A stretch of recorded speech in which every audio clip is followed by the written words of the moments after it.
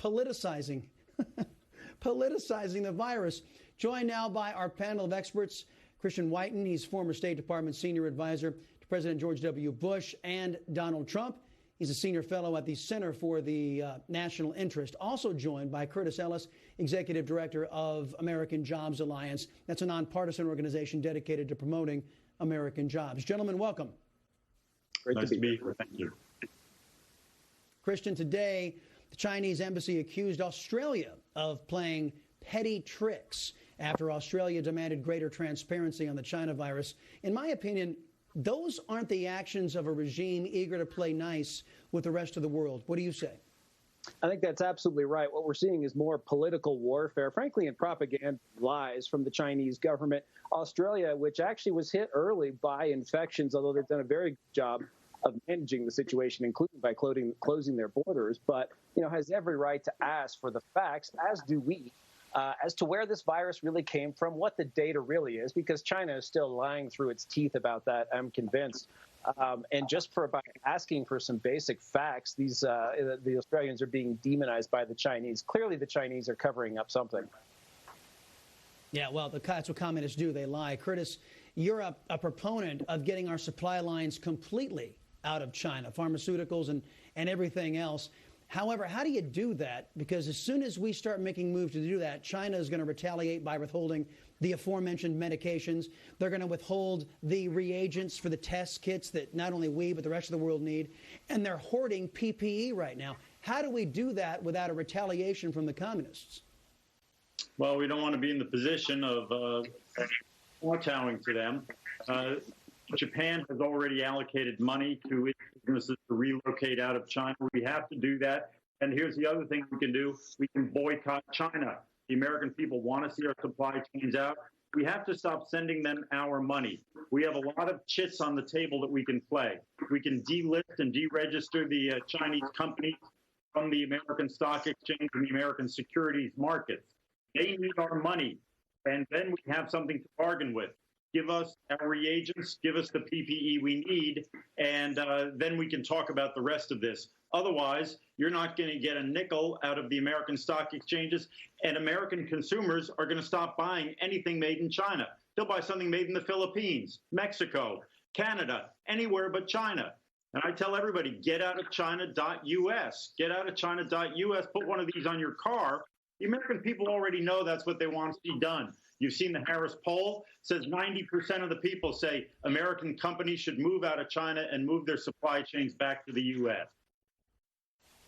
Yeah, Christian, what do you make of that Wuhan Lab over there? Because it has now come out that the Obama administration gave taxpayer dollars to that Wuhan Lab that is now suspected of being the source of this outbreak, $3.7 million. Should any American taxpayers' money be going to China when they are poised as at least an adversary, but I say an enemy to the United States? Yeah, certainly. I think they've crossed over into that new distinction in the eyes of many Americans. At one point, these people were supposedly responsible stakeholders or on their way to being that. We've had multiple administrations be very naive with China. The Trump administration, thankfully, is not. China gets away with a lot of things. First of all, why are they getting any development money from us, as you point out? Why are they getting any money from the WHO when they've been lying to the WHO and turned it into one of their propaganda organs? They also get away with considering themselves or by labeling themselves a developing economy. And sure, there are lots of poor places in China, but this is an economy that's second only to ours in size. And yet they get favorable treatment from things like the World Bank, the IMF, sort of the long list of development agencies because they call themselves falsely developing. It just goes to show, I think, how good China has been at gaming the international system, not becoming a responsible member of that system, but of using it to, frankly, to undermine U.S. interests, to undermine the West, and to put itself in a very good position. And, a key example of that, as Curtis has pointed out, is actually the trade arrangement they have with us. The Trump administration has done a lot to change that trade relationship, but I think we have a lot more to do, including moving the supply chain out of China. That's a great point. What is the number two economy doing taking money when they're the #2 economy in the world. It's kind of like Planned Parenthood that makes $1 billion a year off abortions getting taxpayer money. If they're making so much money, what do they need our money for? Curtis, let me ask you, because these government-driven coronavirus shutdowns, they put a catastrophic dent in our economy and the GDP. A lot of folks out there who are conservative and are pro-American are saying, you know what, we got to recuperate some of these financial losses and take it right out of the communists' hide. How would you recommend we do that? By not sending our money to China and sending our money to some of our allies if we have to, if we can't buy it here at home. And as I said, deregister some of these companies from the American stock exchanges. Do not give our retirement savings invested into Chinese companies. We also have to be very careful because China wants to exploit the perilous situation, economic situation, to its advantage in buying out American companies. And by the way, I was just, to Christian's point, I was just looking at a study by the Congressional Research Service. There's about 5 pages listing all the grants from EPA, Department of Energy, on and on and on, of American government agencies that were giving grants to China to do research. They all have to be cut off. We can stop sending our taxpayer money to China. That's one good place to start.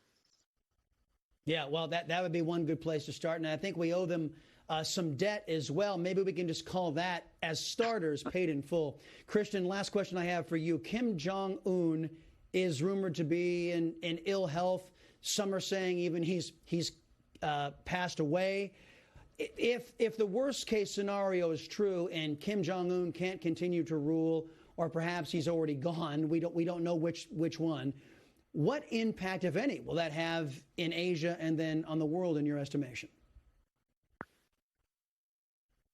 Great thing when a nuclear armed power that's very opaque and Leninist or Stalinist has a sort of unknown leadership transition, or the potential of that. I think there is probably still a decent chance Kim is still alive.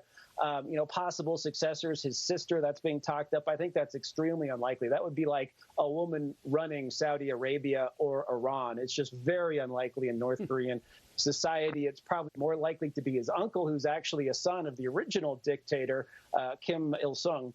But regardless, I think if there is a leadership struggle, it will be opaque to us. But I do think that we should look at this as part of the broader China problem. The reason North Korea continues to exist, the reason it acts the way it does, is because China lets it do it. China always says, oh, we're with you, America. We're turning the screws on North Korea. We're enforcing these sanctions. And then you go and look, and it just isn't true. So North Korea sort of is an appendage of this China problem that we're suddenly focused on. Yeah, well, in this host's humble opinion, the cancer of the world is communist China. Gentlemen, thank you very much. Still more to come. YouTube site.